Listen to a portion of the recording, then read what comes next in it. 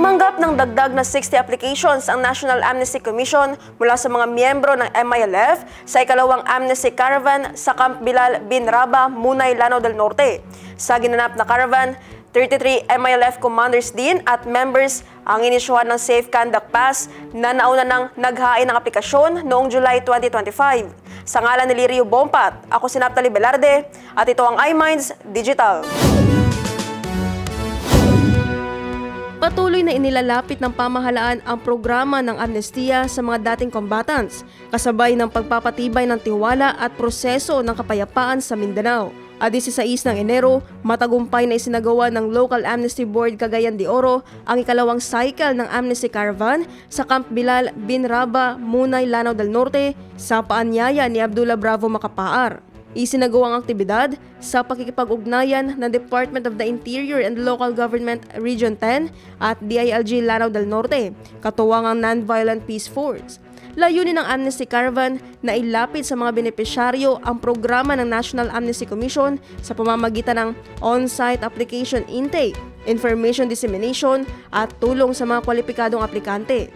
Ayon kay MP Abdullah Commander Bravo Macapaar, ang pag-issue ng Safe Conduct Passes sa 33 MILF commanders at members na nag-apply noong July 11, 2025 ay nagsilbing inspirasyon upang mas marami pang dating kasapi ang lumahok sa programa at mag-apply para sa amnestiya. Sa ikalawang caravan, nakatanggap ang Lab Cagayan de Oro ng 60 bagong amnesty applicants mula sa MILF. Karamihan ay mula sa mga base commanders sa Lanao del Norte at Lanao del Sur. Ipinapakita nito ayon sa NAC ang lumalaking tiwala ng mga dating combatants sa programa ng pamahalaan at ang kanilang kahandaang formal na magbalik loob sa lipunan sa ilalim ng balangkas ng kapayapaan, katarungan at pagkakasundo. Kasabay nito, pinangunahan din ng Lab CDO ang pamamahagi ng mga natitirang SCPs para sa mga MILF combatants na nag-apply noong unang cycle ng Amnesty Caravan, patunay ng tuloy-tuloy at epesyenteng pagpapatupad ng proseso ng amnestiya. Dumalo sa aktibidad si Office of the Presidential Advisor on Peace, Reconciliation and Unity Secretary Carlito Galvez Jr. na binigyang diin ang papel ng amnestiya bilang mahalagang instrumento ng social healing at pambansang pagkakasundo. Batay sa pinakahuling datos, umabot na sa 7,379 ang kabuuang amnesty applications na natanggap ng National Amnesty Commission.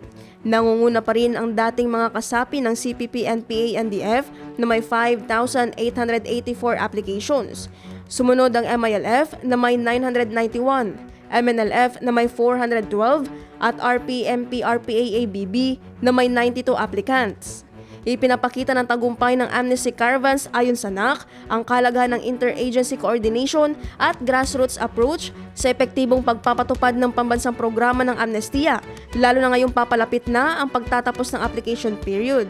Nanatiling committed ang National Amnesty Commission, mga local amnesty boards at kanilang mga katuwang na ahensya sa pagpapalawak ng outreach initiatives upang maisulong ang agenda ng kapayapaan ng pamahalaan. Naphtali Velarde, iMinds, Philippines.